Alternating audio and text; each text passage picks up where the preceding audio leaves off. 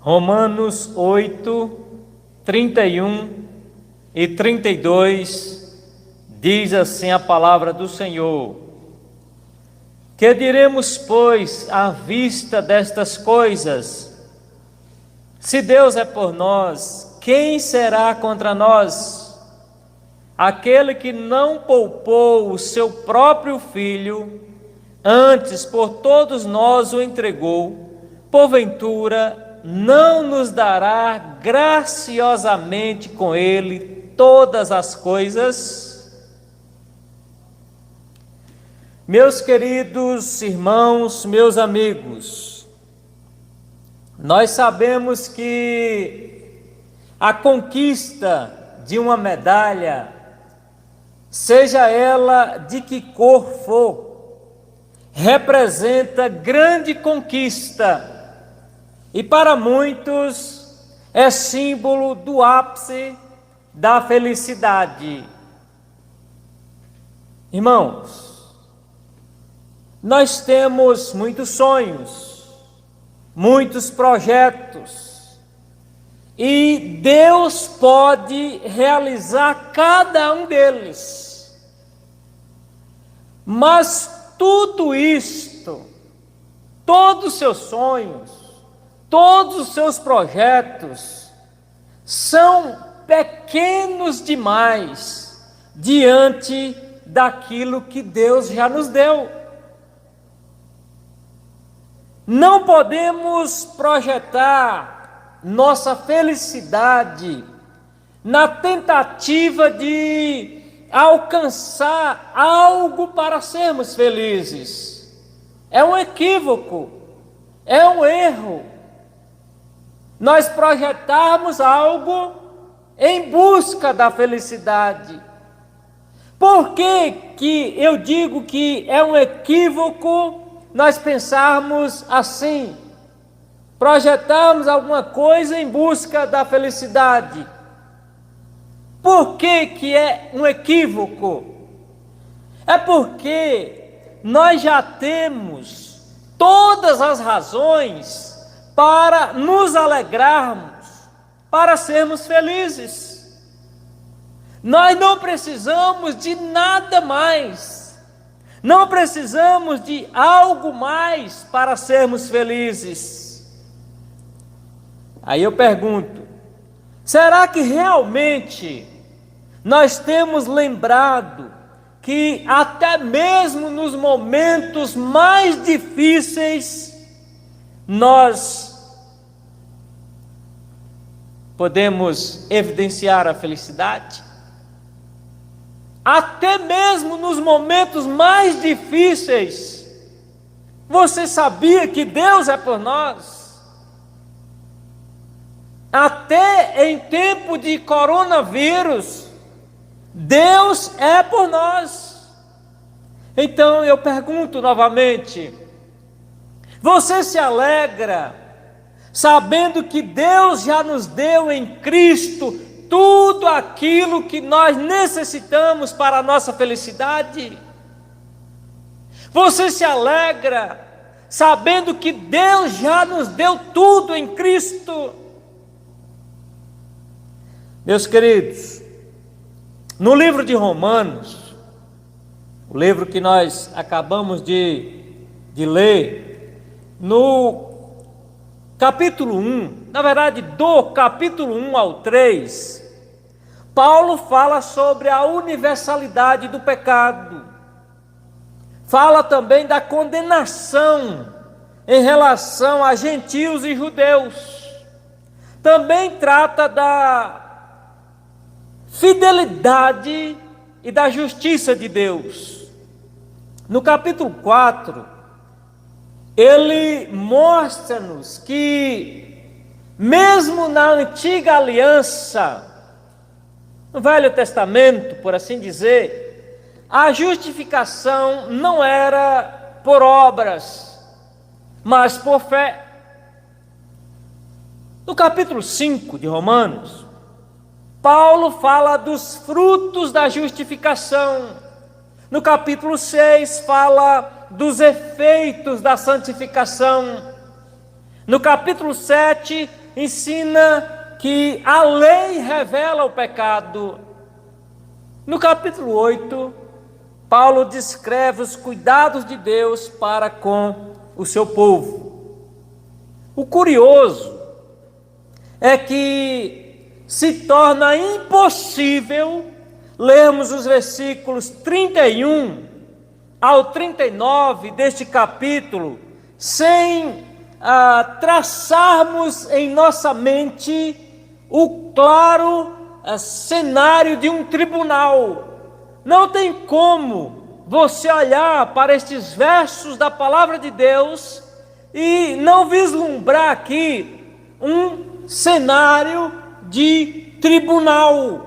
É exatamente isso que o texto aparenta mostrar para nós. O quadro que nós temos aqui é de um tribunal. Nós temos aqui uma tática literária típica dos profetas do Antigo Testamento, e isto é muito comum também nos escritos do apóstolo Paulo. Neste caso, meus irmãos e meus amigos, ele utiliza diversos termos legais, termos forenses, e eu quero convidar você a olhar para o versículo 33. Versículo 33, por exemplo, nós temos aí dois termos legais, dois termos forenses. Nós temos acusação e temos também justificação. No versículo 34, nós temos um outro termo que é condenação. Agora, observe esse quadro, esse cenário. Nós temos aqui o que? Um quadro jurídico, um cenário jurídico esboçado pelo apóstolo Paulo. E aqui há de se observar que Deus se apresenta como o juiz. Paulo descreve Deus como o juiz. Satanás é o promotor, aquele que faz as acusações. Jesus também tem o seu papel nesse cenário. Jesus é o advogado, aquele que intercede, aquele que defende. Os anjos se apresentam como os espectadores. Os crentes são aqueles a quem Satanás vai tentar acusar. Então aí está o quadro. Sendo assim, ele nos ensina nesta passagem que há um encorajamento indestrutível aqui. Há um incentivo incontestável. Há uma fortaleza intransponível aqui. E tudo isto, meus irmãos, disponibilizados a todos os cristãos. No momento da provação, isso é colocado diante de nós. O que é colocado diante de nós? A consciência do favor e do amor paterno de Deus para conosco. Por que Paulo traça esse cenário aqui? É exatamente para mostrar a nós o cuidado de Deus para conosco. É para que a nossa mente entenda que o Senhor está cuidando da sua igreja, cuidando do seu povo. A ciência, ela vai se estabelecer através da reflexão sobre as perguntas que o apóstolo Paulo faz aos crentes. Eu não sei se você já atinou para o fato de que há várias perguntas no texto de Romanos 5, 31 a 39. Não vamos olhar para todas estas perguntas, mas vejam que aqui estão listados alguns questionamentos.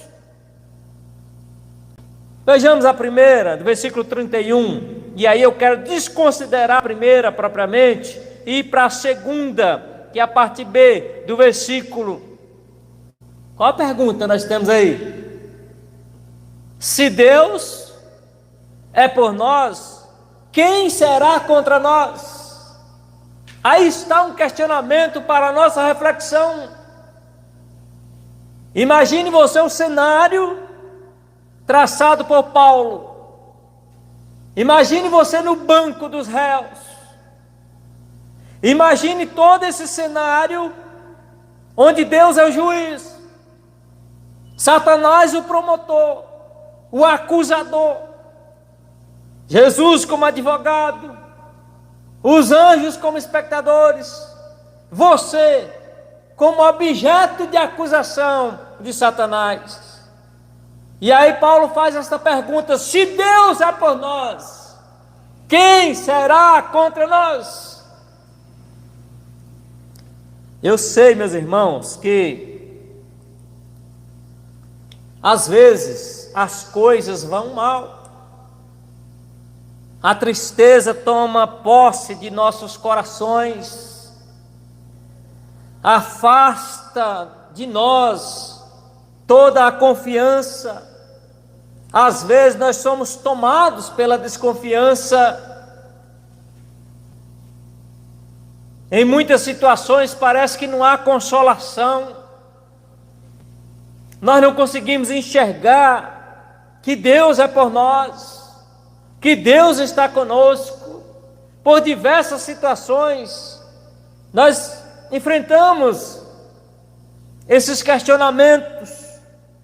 Mas as questões levantadas pelo apóstolo Paulo aqui vão nos fazer entender claramente que aqueles que desistem diante das duras batalhas cometem erro. Por quê? Porque em Jesus, e somente em Jesus, nós encontramos refúgio. Somente em Jesus nós encontramos confiança para triunfar sobre todo e qualquer mal. E o versículo diz: se Deus é por nós, quem será contra nós? Imagine se fosse o oposto. Imagine se Paulo estivesse dizendo: se Deus é contra nós, quem será por nós?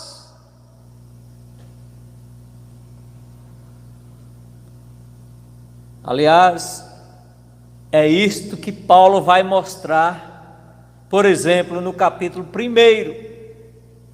Pessoas que Deus está contra e não a favor. Eu sei que você tem dificuldade para compreender isso, mas talvez eu piore agora a sua compreensão. Mas preste atenção nisso que eu vou lhe dizer. O pior inimigo que alguém pode ter não é o diabo, é o próprio Deus. Lembra da pergunta? Ou da colocação invertida? Imagine se Paulo estivesse dizendo: se Deus é contra nós, quem será por nós? Então, eu repito, o pior inimigo que alguém pode ter não é o diabo, é o próprio Deus. Mas por que assim? Porque se alguém cair nas mãos do diabo, Deus poderá tirá-lo de lá. Mas se alguém cair nas mãos de Deus, quem o livrará? E a Bíblia diz em Hebreus 10:31 que horrenda coisa é cair nas mãos do Deus vivo. Porém, aqui, meus irmãos, é animador observarmos que Paulo não está dizendo que Deus é contra nós. Ele está nos dizendo algo maravilhoso. Deus é a nosso favor. Deus está do nosso lado. Deus está conosco. Deus é por nós. Eis a razão da nossa felicidade. Deus é por nós. Isto não é uma possibilidade, como se Deus pudesse ou não ser por nós. O apóstolo Paulo não está em dúvida. Esta locução, se Deus é por nós, pode ser entendida como: uma vez que Deus é por nós, dado que Deus é por nós, posto que Deus é por nós, já que Deus é por nós, quem será contra nós? A resposta à pergunta do apóstolo é imediata. Se Deus é por nós, quem será contra nós?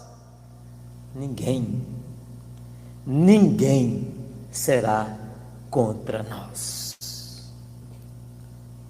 Mas isso não quer dizer, presta atenção, isso não quer dizer, em hipótese alguma, que nós não vamos ter nenhuma oposição, nenhuma hostilidade, nenhum inimigo que se levante com fúria, com ira, indignação, raiva contra nós. Não, muito pelo contrário, nós temos numerosos e perigosos inimigos que todos os dias nos atacam, que desejam fincar as suas unhas em nós. Vivemos num mundo incrédulo, um mundo que nos odeia, que nos persegue intensamente. E Paulo menciona no versículo 38, principados, anjos, demônios que se levantam contra nós. E o pior inimigo de todos está dentro de nós, é interno e não externo. O pior inimigo é a nossa carne, que apesar de mortificada, tenta todos os dias se levantar para nos convencer do contrário. A verdade é que Deus por nós não significa a ausência de adversários, mas a certeza da vitória. Não a certeza de algum tipo de medalha, seja de bronze, de prata ou de ouro, mas a certeza da coroa da vida, que é incorruptível, sem mácula, imacessível.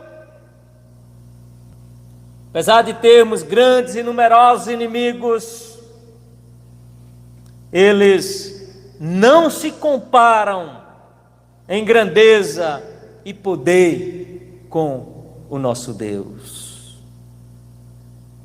Se o mundo, a carne e o diabo são contra nós, não nos importa, Deus é por nós. Se o mundo nos aflige, o Senhor diz em João 16:33, tenho-vos dito isto, para que em mim tenhais paz. No mundo tereis aflições, mas tende bom ânimo, eu venci o mundo. E em 1 João 5,4, lemos, porque todo que é nascido de Deus vence o mundo. E esta é a vitória que vence o mundo, a nossa fé. Então, meus queridos, se a carne está contra nós, ainda que mortificada, nós não estamos na carne, porque o apóstolo Paulo diz em Romanos 8:9, vós, porém, não estáis na carne, mas no Espírito.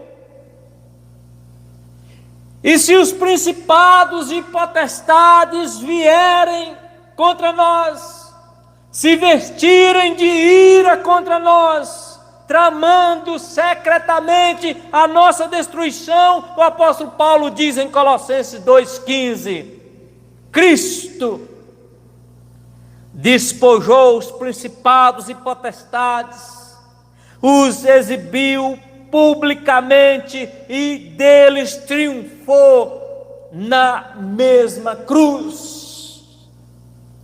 Glória a Deus por isso, porque Cristo Jesus triunfou, Cristo Jesus venceu e com Ele nós somos mais que vencedores. Então, quando você enfrentar oposição, quando sentir em seu rosto o bafejar do ódio e da fúria do inimigo de sua alma, quando tudo parecer demonstrar à sua volta, tudo parecer desabar em sua volta, desmoronar ao seu redor, lembre-se que Deus está do seu lado, Deus está com você.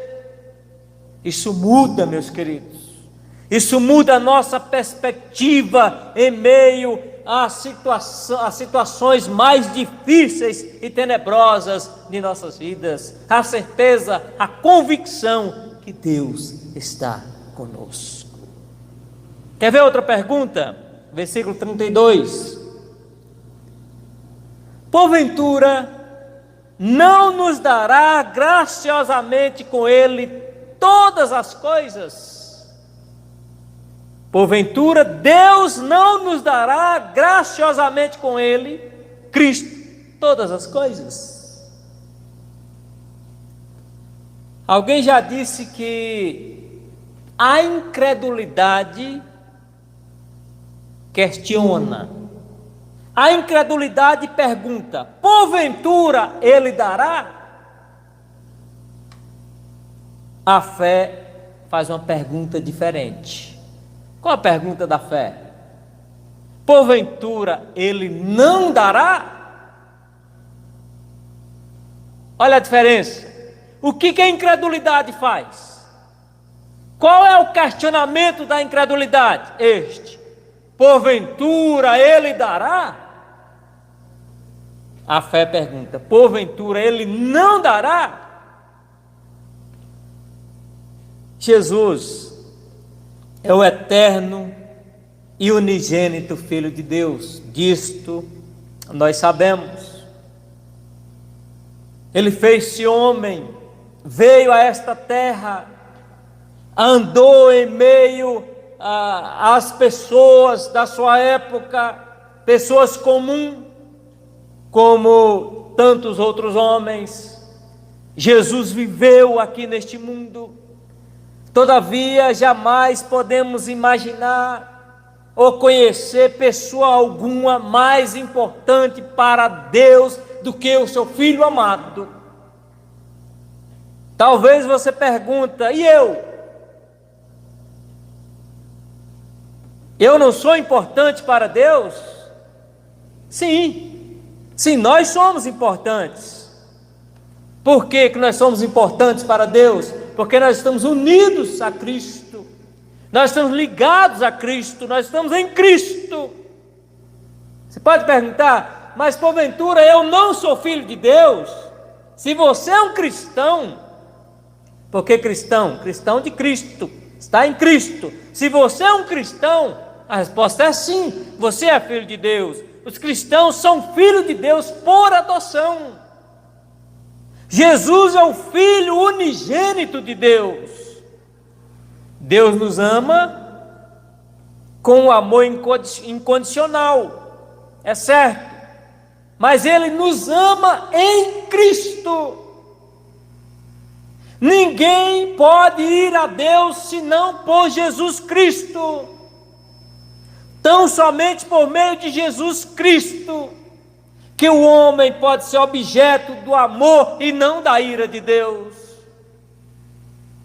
E Deus, em seu amor singular, incomparável, mesmo sem que nós merecêssemos, nos deu o seu Filho. E o versículo 32 diz: aquele que não poupou, quem? O seu próprio filho. Observe isso. Aquele que não poupou o seu próprio filho. Esta menção de Paulo, ela remete-nos diretamente ao texto de Gênesis 22. Gênesis 22, versículo 12, onde Deus diz a Abraão: não estendas a tua mão sobre o moço, e não lhe faças nada, porquanto agora sei que temes a Deus e não me negaste o quê? O teu filho. Deus falando a Abraão: não me negaste o teu filho, o teu único filho. E negar aqui é igual a poupar. Poupar seria privar de sofrimento, privar de morte, privar de sacrifício. O que Abraão fez? Abraão deu o seu filho único como sacrifício. Mas Deus, na hora exata, Deus providenciou um carneiro para substituir a Isaque. Todavia, quando Deus entregou o seu único filho, não há substitutos para ele. Não é possível que o seu filho seja substituído por um outro. O seu filho, Jesus Cristo, é o próprio Cordeiro, vicário, substitutivo. Ele já estava substituindo nós, ele já estava substituindo você. Então era impossível Deus livrá-lo do sacrifício. Nós é que merecíamos estar na cruz. E João Batista se referiu a Jesus como o Cordeiro de Deus que tira o pecado do mundo. Ele veio com este propósito e não podia ser diferente disso. A morte de Jesus não foi um acidente de percurso, não foi um plano B, mas o propósito eterno de Deus. Ninguém estaria capacitado para fazer o que ele fez. Portanto, Deus não poupou, mas o entregou por todos os seus eleitos. E o argumento que o apóstolo Paulo utiliza aqui é do maior para o menor. Ou seja, se Deus já deu o que ele tinha de mais importante, observou? Deus já deu o que era mais importante, mais valioso, mais precioso, mais querido, mais excelente. Deus já deu. Deus já deu para quê? Para absolver-nos da condenação da lei, para livrar-nos das acusações do tentador, para libertar-nos do domínio do pecado. Se Deus já nos deu, o que mais falta Deus nos dá? O que mais Deus não nos daria para conseguirmos perseverar até o fim? O que mais você quer para ser feliz? Se Deus já deu o mais importante, se Ele não poupou o seu único filho. Ah, meus queridos, qualquer coisa que você possa pensar é pequena demais para o Deus que não poupou o seu próprio filho. É insignificante. Paulo diz aos crentes de Filipe, em Filipenses 4,19: e o meu Deus, segundo a sua riqueza em glória, há de suprir em Cristo Jesus cada uma de vossas necessidades. E eu quero caminhar para a conclusão, dizendo a você que aqui nós aprendemos, aqui Paulo nos faz entender que Deus é por nós, que Deus nos dá em Cristo todas as coisas. Aqui nós aprendemos que ninguém pode nos acusar, ninguém pode nos condenar. Você tem descansado nestas verdades? Você tem se lembrado, nos momentos mais difíceis que nós estamos vivendo, que Deus é por nós? Não esqueça disso, meu querido amigo. Deus é por nós. Você se alegra em Cristo, sabendo que nele Deus já nos deu tudo aquilo que nós necessitamos para a nossa felicidade. Eu sei que nós temos muitos sonhos, muitos projetos para conquistarmos, realizarmos no dia a dia, e Deus pode nos ajudar em cada um deles, mas entenda que todos os nossos sonhos, todos os nossos projetos são pequenos demais diante daquilo que Deus já nos deu. Ele não poupou o seu filho. E olha o versículo 32 que nós estamos trabalhando. Aquele que não poupou o seu próprio filho, antes por todos nós o entregou, porventura não nos dará graciosamente com ele todas as coisas? Então em Cristo nós temos paz, em Cristo nós temos segurança, em Cristo nós temos esperança, em Cristo nós temos força na dor, em Cristo nós temos perseverança, em Cristo nós temos vida, em Cristo nós temos a glória eterna, em Cristo nós temos felicidade.